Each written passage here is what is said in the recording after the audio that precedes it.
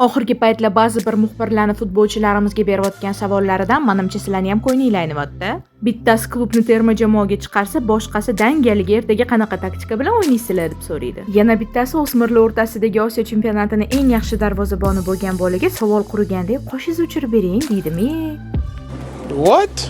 Futbolchilar bularga qanaqa qilib chidasharkan? Yevropalik futbolchilarga shunaqa savol berilsa bormi, eng kamida Cristiano qilgan ish qiladi.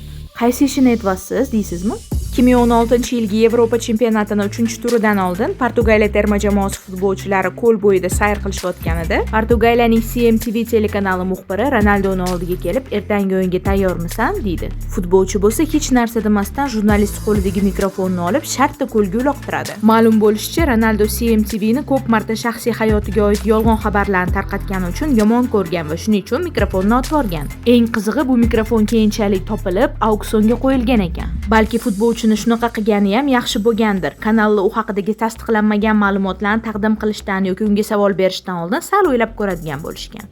Fikrimga qo'shilasizlarmi? Javoblaringizni izohlarda kutib qolaman.